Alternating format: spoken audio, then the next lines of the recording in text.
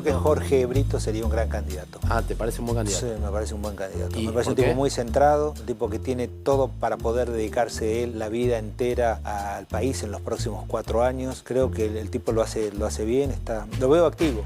Bueno, ahí lo escucharon a Daniel Haddad elogiando a Brito, la candidatura de Brito. Hay una historia atrás de esto. Aparecen dos outsiders que son Haddad y Brito. Hay que decir que ninguno de los dos es realmente un outsider.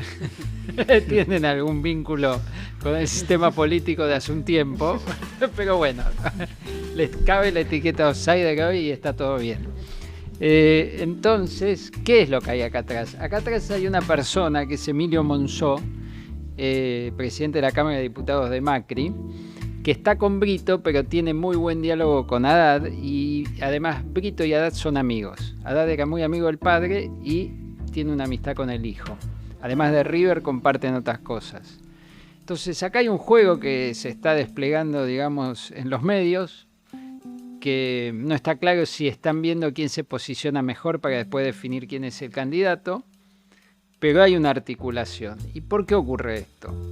Todo esto tiene que ver con que Milei está mal y Kicillof no termina de ser el candidato peronista. Entonces hay un espacio y hay una teoría. La teoría es que los extremos ya cansaron, que Kicillof y el kirchnerismo son un extremo y que Milei es otro, y que entonces hay unos 30 puntos. Esta es la teoría de Emilio Monzó, ¿no? Que es el ideólogo. Hay unos 30 puntos para ir a buscar, difíciles pero que están disponibles supuestamente, y esto se ancla porque cuando uno ve esto desde la política dice, bueno, pero ¿y quiénes son los operadores, los candidatos, el armado? No tienen nada. Bueno, muy bien, hay un dato que cambia un poco la situación y que permite que florezcan estas 1000 flores que florecen, que es la boleta única. Hoy, con el sistema que vamos a debutar a nivel presidencial de boleta única, hoy el candidato a presidente solo necesita 24 candidatos a diputados nacionales y candidatos a senador donde se elige senador. Punto. Ya no hace falta tener intendente, concejales, consejero escolar, gobernador, etcétera, etcétera. Y esto hace que una aventura de este tipo sea mucho más viable, por lo menos en los papeles. Bueno, hoy es martes 11 de agosto y esto es A Sangre Fría.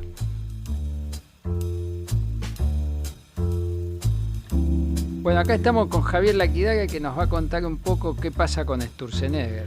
Sturzenegger, como sabemos, es el ministro de Regulación, que le dieron ese nombre para hacer cualquier cosa de regular justamente, pero sin mucho contacto con la calle, digamos, o el sistema político. Él tiene teorías ortodoxas, que le dice a Milei, se junta con Milei, se junta solo con... El problema es que se junta solo con Milei y Milei le compra todo, y después por ahí tenemos casos como el de la semana pasada, que quiso desregular el tema de los prácticos navales y casi paraliza el país. Bueno, lo paralizó de hecho, y ahí Milei enloqueció, le agarró un brote y dijo, lo voy a echar a patadas, cuando lo empezaron a llamar los petroleros y todo, a decirle, estamos perdiendo 300 palos verdes por esta pelotudez. Acordate que con Adorni dijo lo mismo 3 días antes de que se fuera, dijo, si robó o algo así, lo echo a patadas, o lo echo... Sí, se ve que es una frase que él utiliza. Y justamente 3 días antes, lo dijo un viernes y Adorni voló el lunes, una cosa así. Así que si dijo pero acá esto... hay una diferencia. El coloso, como él lo llama, que siempre tiene, digamos, una predilección por los apodos bombásticos, sí, así. Nunca más o menos. ¿Viste? Sí, nunca es una persona inteligente, no, es coloso. El mejor ministro de la historia. El coloso, bueno, él tiene como un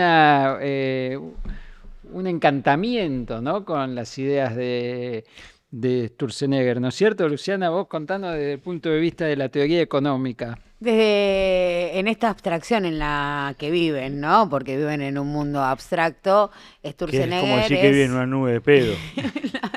Sturzenegger, buena traducción, la que era como las que solés hacer. Siempre vamos a lo sencillo. Su más fiel representante en términos de cuál es el rol del Estado, que es precisamente correrse de todas las áreas. Pero está chocando fuertemente y con pesos pesados de la economía local. Recordemos que no pudo finalmente Sturzenegger abrir el mercado de la vacuna de lactosa, donde no entra ni una sola vacuna importada, por ejemplo. Porque ahí está Sigman, Claro. que fue con Cielecki, fueron los grandes aportantes de la campaña de Milei. Entonces Milei es como muy desregulador y muy todo hasta que le agarra el pragmatismo de la caja y ahí se termina, ¿no? O sea, Con las Bueno, todo patentes, tiene su límite, toda Sí, ideología es la choca contra su realpolitik. límite la ley de material. patentes no pudo avanzar, digamos. Tampoco, claro, exactamente por los laboratorios, ¿no? no, un límite Sigman, clarísimo, que trasciende los gobiernos. Claro. Y en este caso nadie puede creer que hayan sido los prácticos, que vamos a decir es un gremio relativamente chico, no tiene mucho, sí, poder económico de calle al hacer sentir, ¿no?, el paro portuario, pero los que levantaron el teléfono, como marcaba Fidanza, fueron los petroleros, a decirle, vaciamos las estaciones de servicio de país y esto no se resuelve ya. Y ahí fue la decisión de dar esos marcha sí son atrás. prácticos, digamos. Esos son Sí. bien prácticos. Bueno, pero Sturzenegger, digamos, hoy salió a bancarlo con un tuit, salió a bancarlo Ravier, un poco, por lo menos en este episodio, aclarando que por ahora sigue.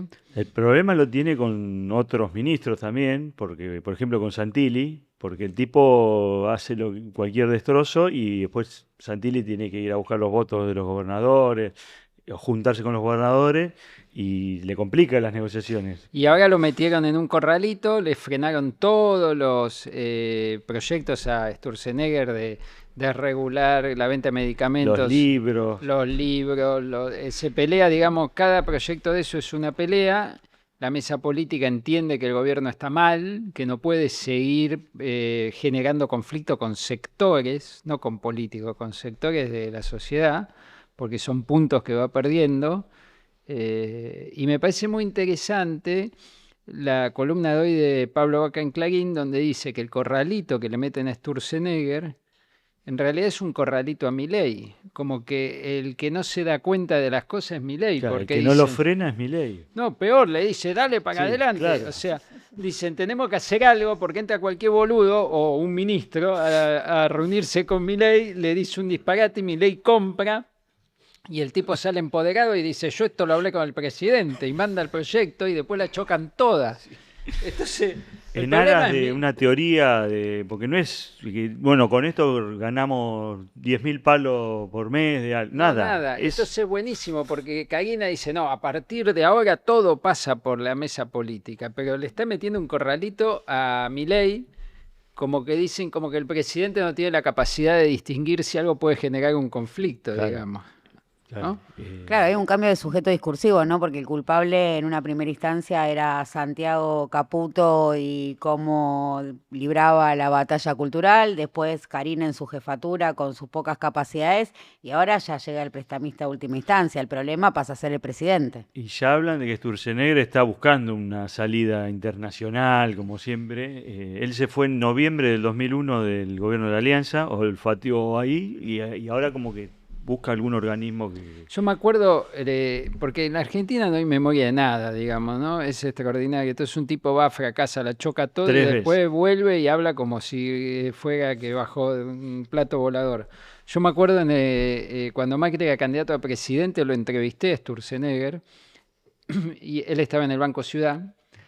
Y él con una soberbia, porque es muy soberbio, con una arrogancia tremenda, me dijo, yo le pregunté por la inflación, que era un problema con Cristina, porque había 25% anual, acordate. Él ¿no? estaba en la mesa esa con Burri que medían la inflación del Congreso. Sí, y además estaba con otros economistas, pero él era como el economista de verdad de Macri, ¿no? Y él me dijo, pero estos son unos burros, la inflación se baja tan fácil, es una pavada, me acuerdo. Y después vino Macri y fíjate cómo terminó. Está la foto famosa de Lucas Liach que decía más, menos 2, 10 era, 8, y terminó en 40. Cuando le dinamitaron el régimen de metas de inflación, Sí. ¿quién fue? Toto Caputo atrás, ¿no? Poniéndose atrás de Marcos Peña, que realmente Marcos Peña no entiende nada Y de Quintana, economía, y y Quintana. Quintana. Pero vos fíjate, el debate es parecido en alguna medida al de ahora.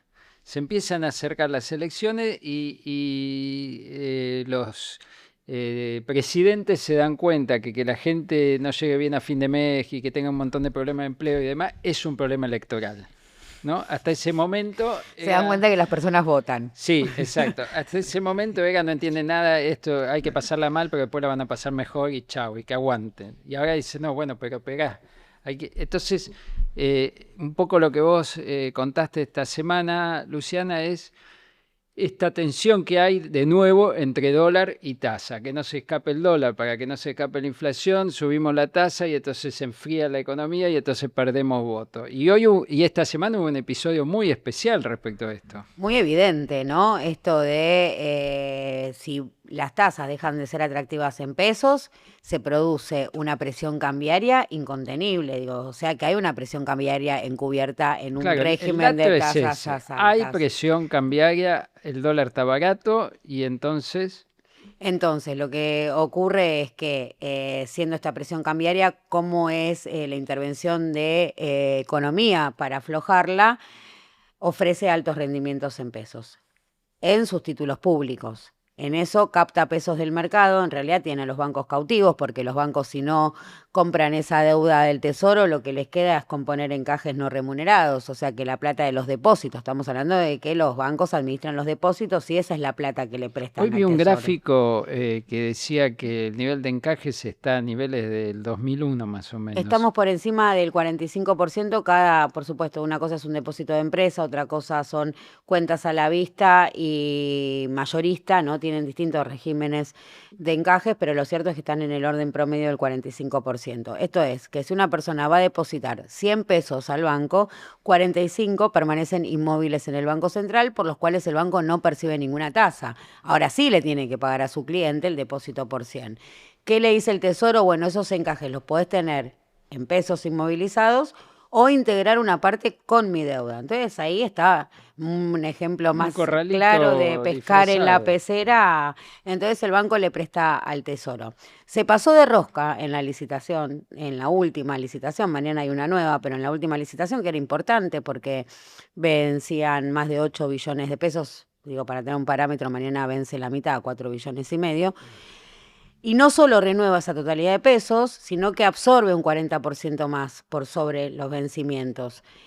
Deja a los bancos sin liquidez, porque una vez más, estos son los depósitos de las personas. Dólar, ¿no? Ahí dice, bueno, saco liquidez para que no vayan al dólar. Exactamente, para descomprimir esta presión que venía mostrando. Digo, ¿de dónde se ve esto? Se ve en la tensión alcista que mostraban todas las cotizaciones y en cómo bajó la compra de reservas diarias del Banco Central, entonces, que venía a 3 dígitos y pasa un día a comprar 8 millones. Sacan 4 billones de más de lo que tenían que renovar, secan con todo la plaza. Claro. Que entonces, a nadie se le ocurra comprar un dólar. Exactamente, cuando los bancos tienen que responder a las operaciones de sus clientes, como por ejemplo, vengo a retirar mi dinero, el banco no lo tiene porque se lo prestó al Tesoro. Entonces, ¿qué hace el banco en ese momento? Le pide a otro banco. Como ningún banco tenía, esa tasa se dispara, sale muy caro lo que es el corredor diario. Hay 3 tasas, se complejiza hasta la caución, no importa, margin call, overnight. La tasa que se prestan entre los bancos justamente cuando tienen problemas de liquidez, que suele, porque es muy difícil calcular cuántas transacciones vas a tener en el día, y si el banco tiene esos pesos disponibles, todo el tiempo está perdiendo guita, entonces todo el tiempo lo están prestando. Porque pero digamos, para hacerlo simple, la tasa sube y eso le pega a la actividad mucho, y al plan que se recupera todo con crédito. Exactamente, digo, esa tasa que sube en el mayorista, esa tasa mayorista en el segmento intrabancos, tarda nada en volcarse al sistema financiero de... ¿Y qué hace Toto Caputo cuando se da cuenta de esto? En lugar de poner los 4 billones en su cuenta del Banco Central, los deposita en el Banco Nación para que el Banco Nación se los pueda prestar a los otros bancos y desplome la tasa, que es lo que efectivamente pasó. O sea, Toto Caputo, primera acción, toma 4 billones por los que pagan. Para frenar el dólar, se le va la tasa y entonces lo mete en el mercado para bajarla. Exactamente, pero por esos 4 billones... Joda, digamos. O sea, Pero es una joda que vale cara, porque por esos 4 billones se está pagando cerca del 30%, haciendo un promedio, 30%, y cuando se los da el Banco Nación, el Banco Nación está pagando por esos depósitos, siendo un buen cliente, considerando que es uno de sus mejores clientes, 21, 22, o sea que está perdiendo 8 puntos de movida. Y luego es una tasa subsidiada. Ahí podemos sospechar que tal vez haya un tongo en ese pase de Qué manos. mal pensado, Fidanza. Además que sos- está el billón de pesos de la tasa vial que también... No, los fondos fiduciarios es todo un agujero negro. Digo, ahí como está saltando, que nosotros lo venimos contando en la política online. Desde el año pasado, desde Sí. cemento Sí. que estamos con Con que el se impuesto de queda. combustible. Ahora Con la se plata entregó de la los Nación y ahora es tema nacional y el boludo de Ravier sale y dice, no, se la queda Caputo, con lo cual Caputo que tiene una demanda por retención indebida, porque son fondos con asignación específica, el juez va a decir, bueno, que venga, Lo incriminó directamente. que venga el Hundió. vocero que acaba de confirmarme En todo las redes el se curro. preguntan si el vocero no lo metió el peronismo. El vocero sí, claramente Sí, es un tremendo. infiltrado. Y de después mínima- dice que lo que dice Milei, que la campaña de arte de Argentina salió en Brasil, bueno, no está claro, hay que chequearlo. Lo vio en las redes. Sí, hay que ver si eso Pero es la verdad. cantidad Como de diciendo que fondos. Milei repite cualquier Eran boludez. $1.000 millones, dijo que había puesto. Sí. Hay que poner Nosotros 1.000 estamos millones. hablando de un solo fondo de asignación específica entre las decenas. Me animo a decir que son más de 100 los fondos fiduciarios que conforma el Estado a partir de captar una porción de los impuestos para asignación específica de diferentes formas, allá el de estabilización del mercado eléctrico. Toda esa guita no se sabe dónde está, ni cómo fue, ni a administrar qué, ni a pagar Ni qué. el oro. Ni el oro. Ni el oro. Y nosotros tampoco. cuando ponemos que el Es manejo opaco. de la información es opaca, de Caputo, Te salta... saltan los marules. no, el boludo este de, ¿cómo se llama? Felipe Núñez, y dice... no sé, vayan a la escuela estudiar. primaria, vayan a estudiar, Claro. qué sé yo. O sea, no hay un dato claro de nada de lo que hace Toto Caputo. Vos incluso me decías, no lo explique porque es muy complicado, pero que ahora hay otra cosa confusa. Otra calecita hoy de pesos entre el banco de dólares, en este caso calecita de dólares entre el Banco Central y el Tesoro, donde le devuelve papelito, va y viene, y el saldo es neto, o sea, el saldo es cero.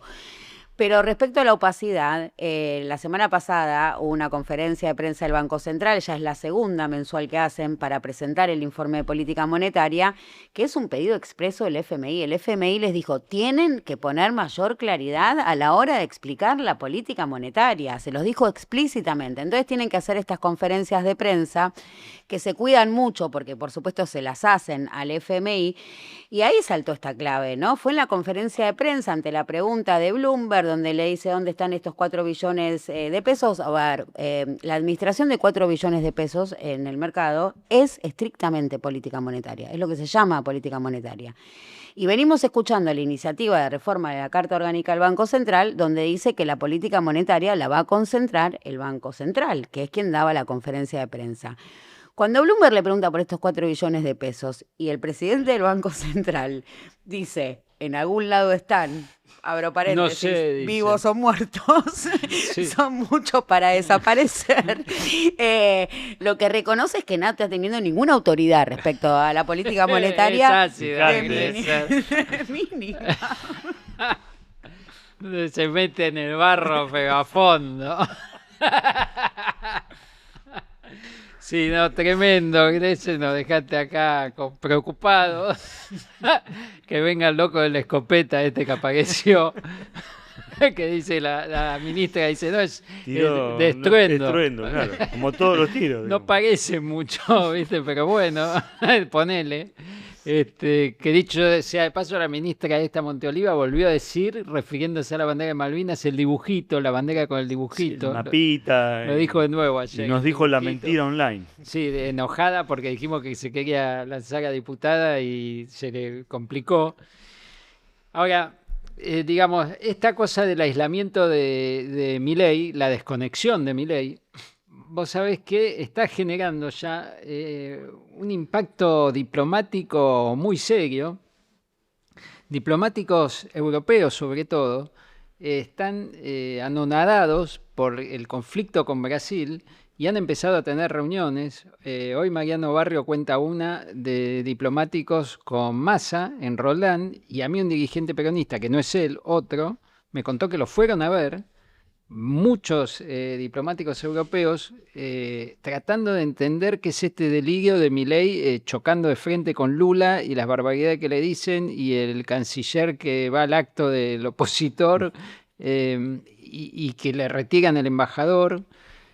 Y hay como una idea de O sea, como que recién ahora empiezan a tomar conciencia de que, che, por ahí no es que se hace loco, por ahí está, viste, por ahí acá hay otro problema, otras Claro. características. Y Kirchner quedó muy incómodo porque el tipo tiene que salir a explicar que en realidad, bueno, es una cosa de ideologías que no se mezcla entre los estados, y después sale Milei y vuelve a putear, digamos. Así Dos veces más. Claro. Lo gracioso es que recién ahora el personaje de Milei los cautive a los diplomáticos europeos. Lo que pasa es que además, vos fíjate cómo son las cosas, ¿no? Son procesos que tardan. Ahora Europa está prendida a fuego, ahora viene otra ola de calor. La temperatura media en Europa es el lugar más afectado del planeta por el cambio climático. La temperatura en Europa sube el doble que en el resto del planeta. Por eso vemos incendios, bueno, todo lo que estamos viendo, temperaturas terribles, más de no sé cuántas decenas de miles de muertos por la ola de calor y demás. Y entonces ahora los europeos dicen, che, este tema de que Milei es negacionista del cambio climático es un problema también. O sea, porque allá ya pasó la barrera de la pelea ideológica. Como todos se cagan de calor y como Claro. todos se prende Hasta fuego. los terraplanistas, digamos. Todos, ya no hay nadie que discuta el cambio climático en Europa. Y Milei, viste, que se alinea con Trump y dice, no existe el cambio Y el alineamiento climático. es tal que el embajador Lamelas se junta con los de ATE acá.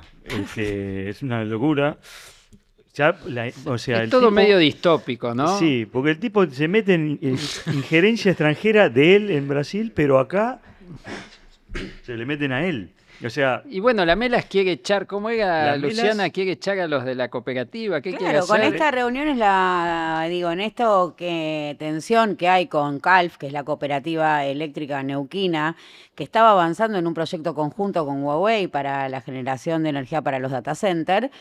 Reciben este mensaje del responsable de ¿Pero vos te negocios imaginás de lo la que debe Embajada de ser el Estados tipo Unidos. de la cooperativa de Neuquén que viene dice mañana al que me Palacio quiere Bosch. echar a Estados Unidos? O sea, tengo un quilombo con Estados Unidos. No dice me da el de la visa porque estoy negociando el Mañana data hay una center. reunión en el Palacio Bosch entre Peter Lamela y los de ATE para frenar la Tercera Guerra Mundial con China. No, que ATE es el peor, con la mediador. cooperativa de Neuquén. Sí. Le van a ATE, mandar sí. un misil Patriot a la Pero cooperativa lo de loco que le van Neuquén. a sacar las visas a unos muñecos que hicieron un acuerdo. Y hay que decir para que, por un ejemplo, rancho. YPF también tiene acuerdos, convenios comerciales con Huawei, también para la provisión de Que no distintas... se entere. Pero ¿sabes qué pasa? tecnologías. Hay un libro buenísimo que lo explica bien, que se llama La Casa Huawei.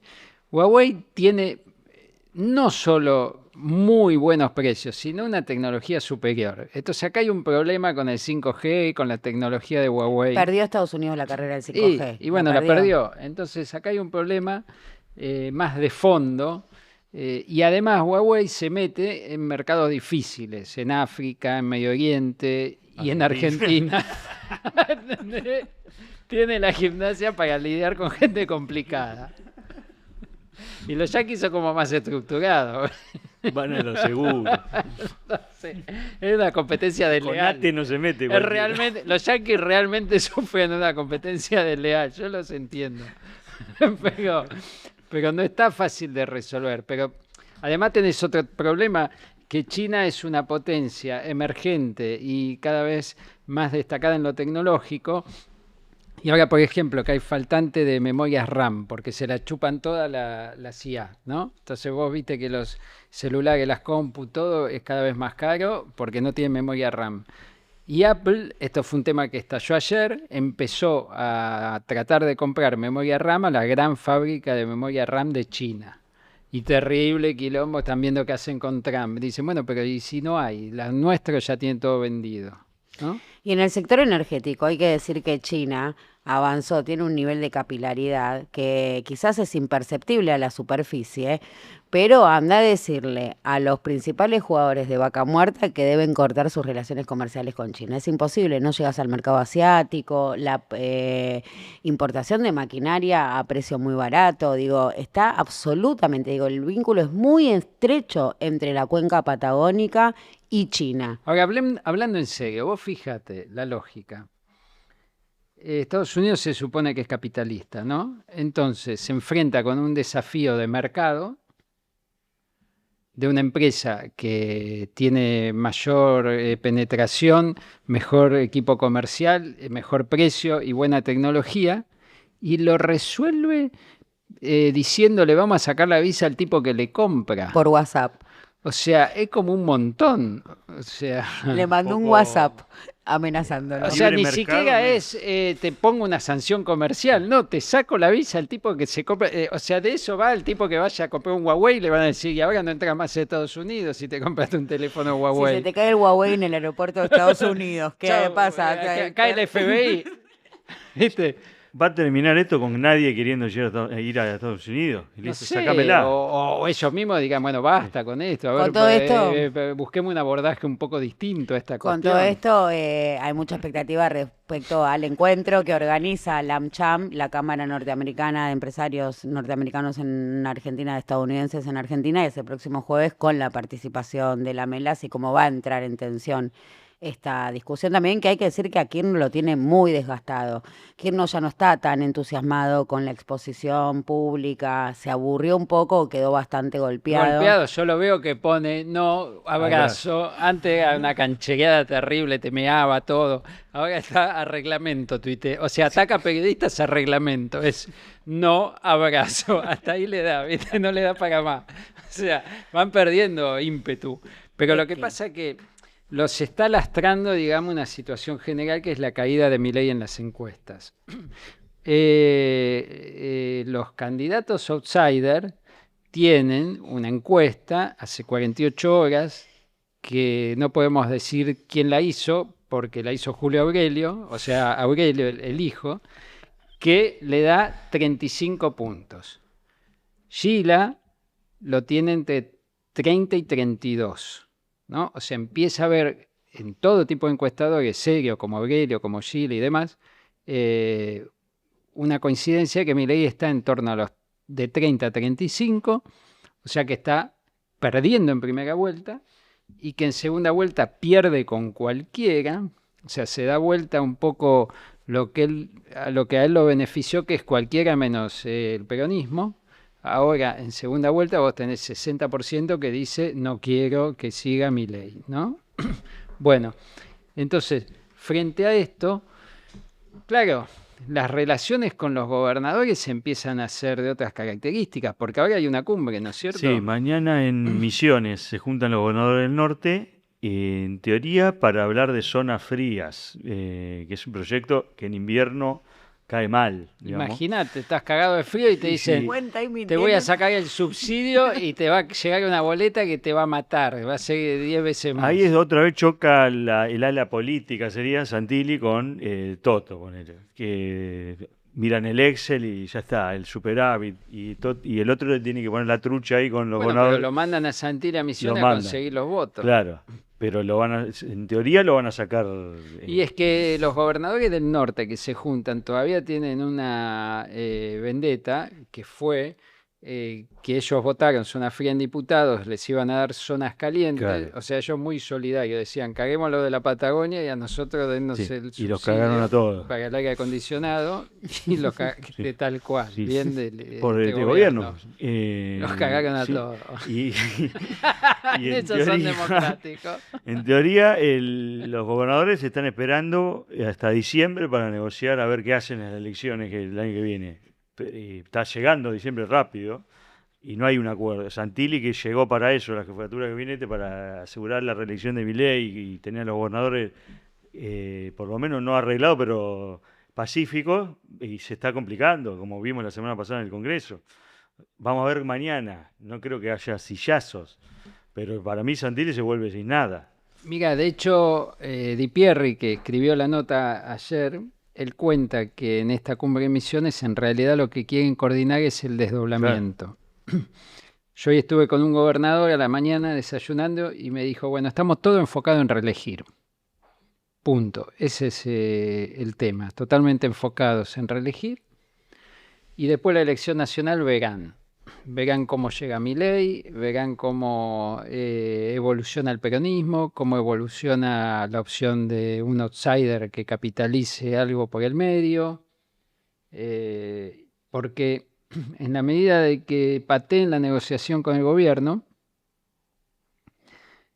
creen que Milei puede llegar más debilitado si no mejora la economía, y entonces en vez de entregarle toda la lista de diputados, por ahí le dan uno y discuten el senador, ¿no? Hoy Milei tiene una sola ventaja importante, que es que no tiene un candidato todavía enfrente y que todavía hay mucha gente que dice: no me lo banco a Milei, no creo que me vaya a ir mejor, pero no quiero que vuelva el kirchnerismo. Por eso en algunos distritos, particularmente los más antiperonistas, se da un fenómeno muy raro, que es que la imagen de Milei está por abajo de su intención de voto. Esto es muy extraño, no es normal, pero pasa, porque gente que dice eso, dice: yo no me lo banco más, pero bueno, no quiero que vuelvan los K. Entonces tiene un poco más de votos de lo que mide como imagen. Pero esto está muy atado a la evolución económica, o sea, está jugando ahí muy en el límite.